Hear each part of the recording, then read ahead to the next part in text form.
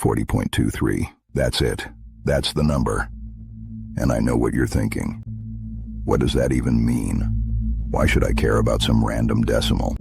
Because this number has predicted every major stock market crash in the last 140 years.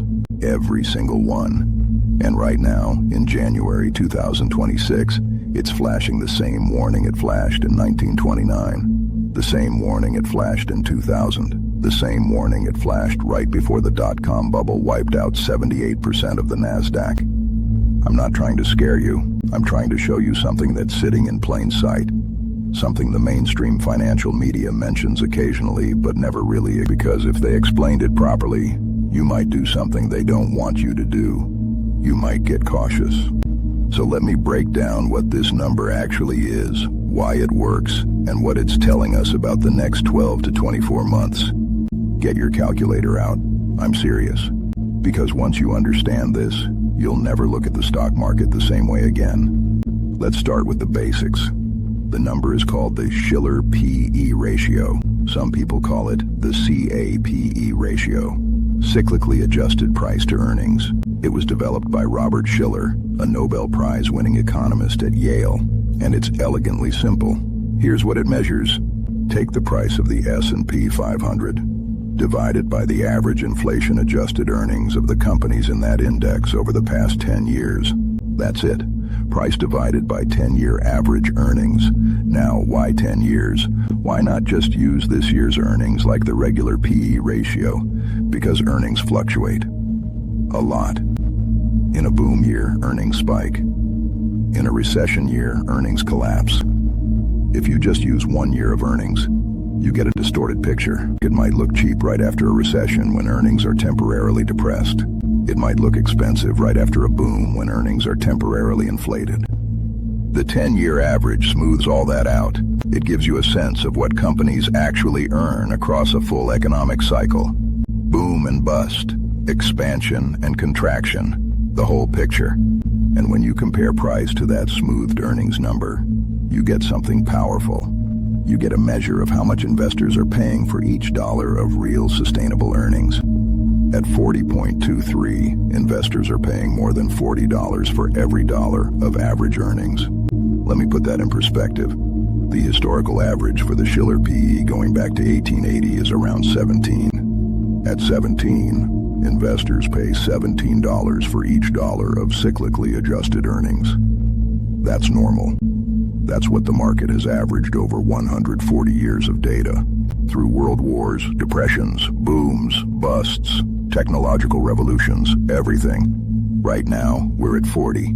That's more than double the historical average. But here's where it gets interesting. And honestly, a little scary. There's only been one time in 140 years when the Shiller P/E was higher than it is today, December 1999, right before the dot-com crash. The reading hit 44.19. You know what happened next? The S&P 500 fell 50%. The NASDAQ fell 78%. Trillions of dollars in paper wealth vanished. Retirements got pushed back a decade. People who thought they were set for life suddenly weren't. And nobody saw it coming. Or rather, the people who saw it coming were called pessimists, perma-bears, party poopers, until they weren't. The Shiller P/E saw it coming. Let me show you the pattern. Because this isn't a one-time coincidence. This is a consistent signal across more than a century of data. 1929, right before the Great Depression. Shiller P/E hit 33. The market crashed 89% from peak to trough. It took 25 years for stocks to recover their highs. 1966. Shiller P/E hit 24. What followed was a brutal 16-year period where stocks went essentially nowhere while inflation ate away at purchasing power. If you invested in 1966, you didn't make real money until 1982. 2000. Shiller P/E hit 44. NASDAQ crashed 78%. Many of those dot-com stocks never recovered. Companies that were worth billions became worth zero. 2007. Schiller PE hit 27, not as extreme as 2000, but still elevated. The financial crisis followed. S&P fell 57%. Housing collapsed. Banks failed. The global economy nearly broke. And now, January 2026, Schiller PE at 40.23, second highest reading in 140 years of data. Do the math with me. Every single time this ratio has gotten significantly above 25, bad things have followed. Not immediately, not on a predictable schedule, but eventually, always. The market can stay irrational longer than you can stay solvent. You've heard that quote. And it's true. Elevated valuations can persist for months, sometimes years. The late 90s were a perfect example. The Schiller PE crossed 30 in 1997 and kept climbing for 3 more years before the crash. So I'm not telling you the market crashes tomorrow. I'm not predicting a specific date. Nobody can do that honestly. What I'm telling you is that when this number is this high, the odds shift dramatically against you. Let me show you what the data actually says.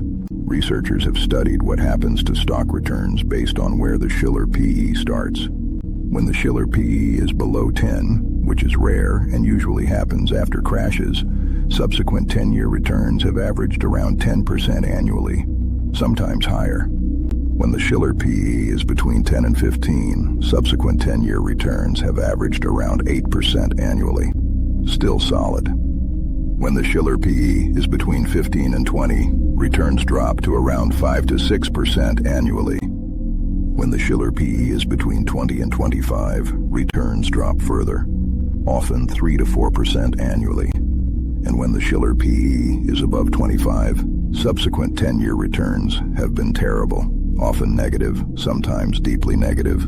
At 40, we're not just above 25. We're in a completely different atmosphere. Now, I want to be careful here, because I know how this sounds. It sounds like doom and gloom. It sounds like I'm telling you to sell everything and hide in a bunker. I'm not. What I'm telling you is that the starting valuation matters enormously for your future returns. And right now, the starting valuation is the second highest in 140 years. That doesn't mean stocks can't go higher in the short term. They can. They might. Momentum is powerful. Euphoria is powerful. The fear of missing out is powerful. But it does mean that the risk-reward has shifted. When you buy at a Schiller PE of 40, you're not buying value. You're buying a story. You're buying the hope that things keep getting better forever. You're paying $40 for every dollar of earnings and hoping that dollar grows fast enough to justify the price. Sometimes it does. Most of the time it doesn't. And that's where the real pressure starts. Let me address the objection I know is coming, because I've heard it 100 times. This time is different. AI changes everything. Technology has created a new paradigm. I get it. I really do. AI is real. The productivity gains are real. The revenue growth at NVIDIA is real. The transformation of entire industries is real. But here's what I need you to understand. The internet was real too. In 1999, everyone said the same thing. New paradigm, new economy. Technology changes everything. And they were right. The internet did change everything. It transformed how we communicate, how we shop, how we work, how we live. The technology was real. The productivity gains were real. And the NASDAQ still crashed 78%. Because the technology being real and the valuations being reasonable are two completely different questions. You can have a revolutionary technology and still pay too much for it. In fact, that's usually what happens. Revolutionary technologies attract revolutionary hype. Revolutionary hype attracts revolutionary prices. And revolutionary prices eventually meet revolutionary disappointment. The question isn't whether AI is transformative. It clearly is. The question is whether current prices already reflect that transformation. And then some more. At Schiller PE 40, the market is pricing in perfection, not just good outcomes, perfect outcomes, sustained earnings growth at rates that have rarely been achieved in history, forever. And perfection doesn't exist. Eventually, reality intrudes. A recession hits, growth disappoints, something breaks, and the gap between price and reality closes. That closing is what we call a crash. But that's not the part that matters yet. This meant why this time is different. They pay more and more for each dollar of earnings because they believe the future is limitless. In busts, people get scared. They sell at any price. They tell stories about why things will never recover. They pay less and less for each dollar of earnings because they believe the future is hopeless. The Shiller PE measures this cycle of excitement and fear. It quantifies how much optimism or pessimism is baked into prices. At 17, the historical average, you're paying a fair price for fair expectations. At 10 or below, you're paying a depressed price for depressed expectations, usually a great time to buy. At 40, you're paying a euphoric price for euphoric expectations, usually a terrible time to buy. The market eventually corrects these extremes. Always. Because the extremes are built on emotion, not fundamentals. And emotions don't compound. Earnings do. Now let me show you something else. Because the Shiller PE isn't the only metric flashing red right now, there's another indicator that Warren Buffett himself has called the best single measure of where valuations stand at any given moment. It's called the Buffett indicator, total stock market capitalization divided by GDP. The logic is simple. The stock market represents ownership of corporations. GDP represents the total economic output those corporations operate within. The ratio tells you how big the stock market has gotten relative to the actual economy. Historical average, somewhere between 80 and 100%. Buffett has said that anything above 160% means investors are playing with fire. Right now, January 2026, 225%. Let me say that again. The total value of the stock market is 225% of GDP, more than double the historical average. Well above the level that Buffett himself said was playing with fire. Two different metrics, two different methodologies, same conclusion. The market is priced for perfection in a world where perfection doesn't exist, and that's where the real pressure starts. Now, here's what I want you to understand, because this is the part most people get wrong. High valuations don't cause crashes. They create the conditions for crashes. The match can be anything. A recession, a banking crisis, a geopolitical shock, a pandemic, a credit freeze, something nobody expected. But the match only matters if there's fuel, and the fuel is overvaluation. When the Shiller PE is at 10, there's no fuel. Bad news hits, and the market shrugs it off because prices already reflect pessimism.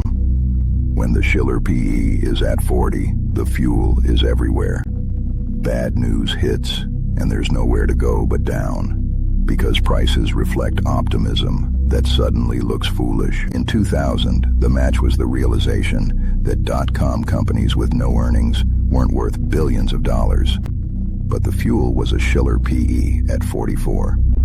In 2008, the match was subprime mortgage defaults, but the fuel was an overextended financial system and a Shiller PE at 27. In 2026, I don't know what the match will be. Could be commercial real estate, could be a sovereign debt crisis, could be something but the fuel is here. Shiller PE at 40. Buffett indicator at 225%. Concentration in 7 stocks that represent 30% of the S&P 500. The conditions exist. The kindling is dry. The gasoline is poured. All that's missing is the match. So what do we do with this information? First, we don't panic. Panic is never a strategy. Panic is what creates the buying opportunities for people who stayed calm. Second, we don't ignore it. Ignoring warning signs that have been reliable for 140 years because we want to believe this time is different is how people turn recoverable setbacks into permanent losses. Third, we adjust our expectations and our positioning. If you're assuming 10% annual returns going forward because that's what stocks have historically delivered, stop. At current valuations, 10% annual returns for the next decade would require earnings growth or multiple expansion that borders on fantasy. Adjust your expectations to something like 2 to 4% annually, maybe negative. Plan accordingly.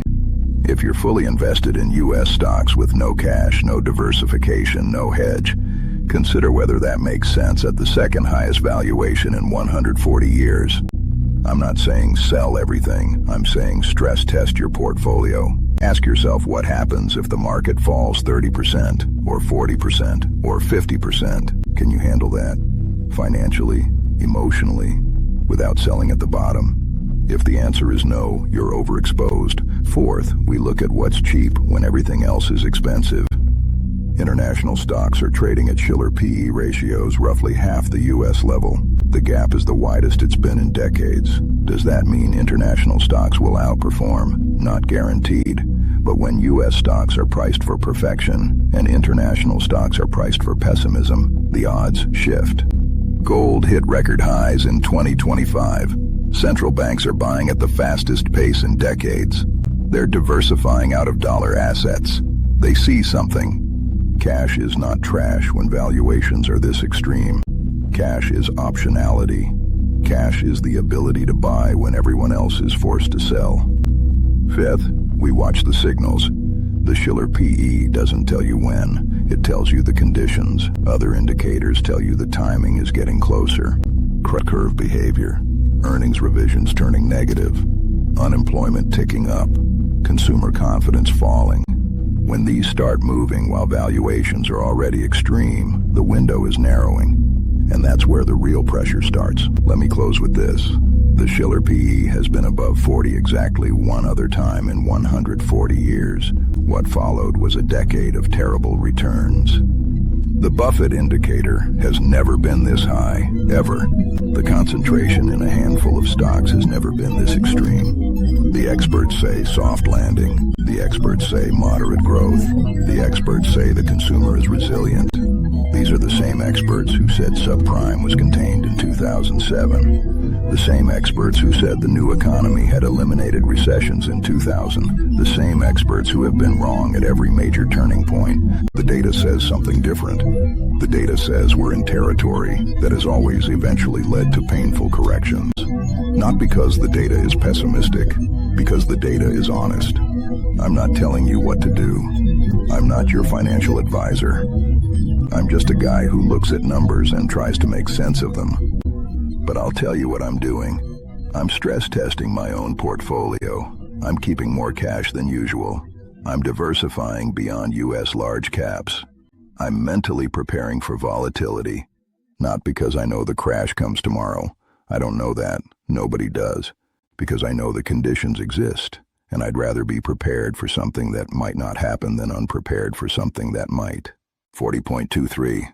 That's the number. The number that has predicted every major crash in modern financial history. It's flashing red right now. What you do with that information is up to you. But at least now you know.